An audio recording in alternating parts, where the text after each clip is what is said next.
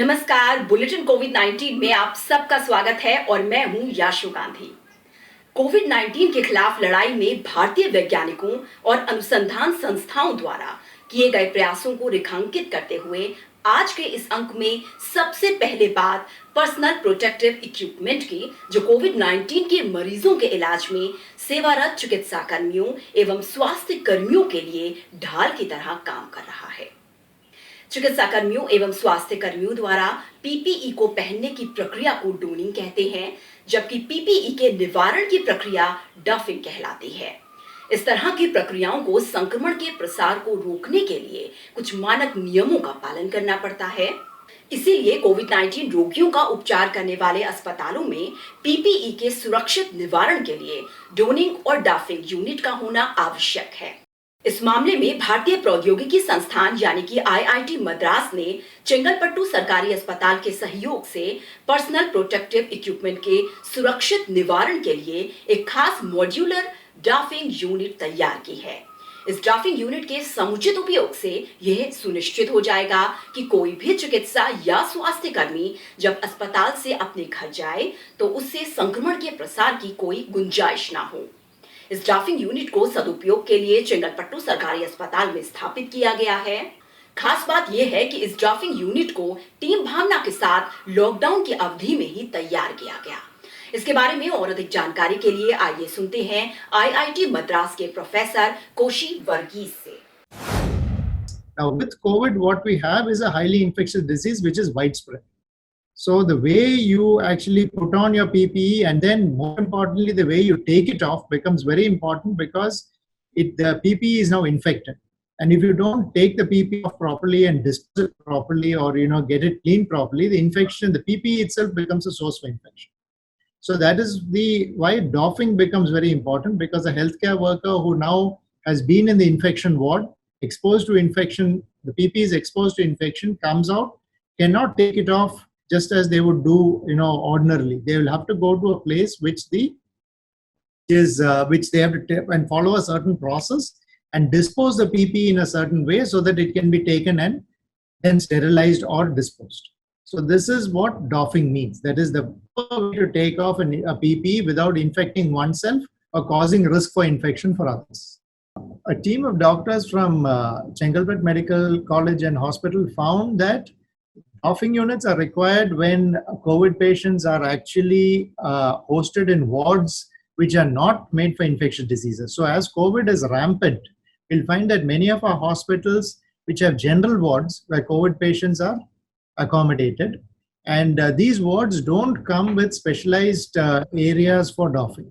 So that is when the need for such units become very important. This might be a need felt across the country, because in several places we will not have facilities for infectious wards. We'll have general ward facilities which will need to be supported by such units. Corona virus की पहचान एवं रोकथाम में कई प्रकार की तकनीक का उपयोग किया जा रहा है। इसी में एक है थर्मल स्कैनर। ये एक ऐसा उपकरण है जिसके माध्यम से कोरोना के संभावित मरीजों की पहचान की जाती है।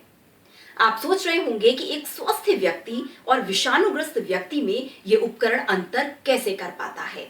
दरअसल थर्मल स्कैनर से गुजरने वाले किसी व्यक्ति के शरीर का तापमान सामान्य स्वस्थ व्यक्ति के तापमान से अधिक पाया जाता है, तो ऐसे संदिग्ध व्यक्ति की मेडिकल जांच की जाती है।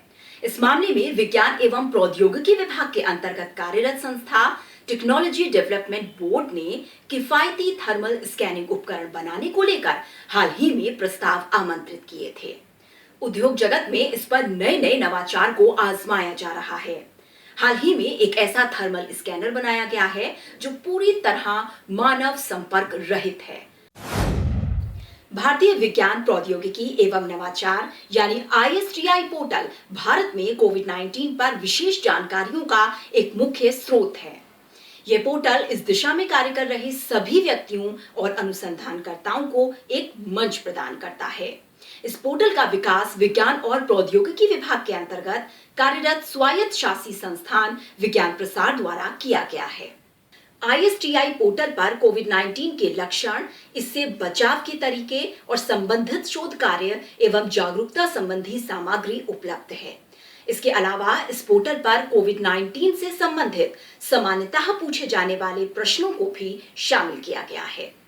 ISTI पोर्टल कोविड संबंधी सूचनाओं के संयोजन और प्रसार का एक अच्छा मंच है।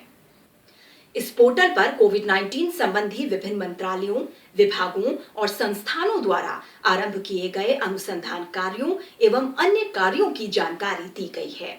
इसके साथ ही विभिन्न संस्थानों द्वारा कोविड-19 पर निर्मित की गई जागरूकता संबंधी वीडियो एवं अन्य प्रकार के संसाधनों की जानकारी भी इस पोर्टल पर उपलब्ध है। इस बारे में और अधिक विस्तार से जानने के लिए हमने बात की विज्ञान प्रसार में वैज्ञानिक एफ किनकिनी दास गुप्ता मिश्रा से। India science technology innovation web portal पर कोविड-19 से संबंधित सभी आवश्यक जानकारी उपलब्ध है। इस पोर्टल पर इस बीमारी के लक्षण, ट्रांसमिशन मोड और विभिन्न सुरक्षा संबंधित उपायों जैसे सोशल डिस्टेंसिंग आदि से संबंधित जानकारी भी है। विभिन्न मंत्रालयों के स्तर पर इस बीमारी की रोकथाम और इससे संबंधित शोध कार्यों की जानकारी भी इस पोर्टल पर उपलब्ध है। कोविड-19 से संबंधित लोगों की जो प्रश्न है और उनके उत्तर भी इस पोर्टल पर दी गई है। इन्फोग्राफिक्स के माध्यम से विभिन्न संस्थानों द्वारा विकसित की गई कोविड-19 संबंधी सूचनाएं आम जनता में इस बीमारी के बारे में प्रसार का सफल प्रयास है। तो आज के इस अंक में बस इतना ही। बुलेटिन कोविड-19 के अगले अंक में हम फिर हाजिर होंगे। तब तक के लिए अपना बहुत ख्याल रखिए, सोशल डिस्टेंसिंग का पालन करते रहिए, हाथों की स्वच्छता के साथ ही मास्क का समुचित उपयोग करते रहिए और हमें दीजिए अनुमति। नमस्कार।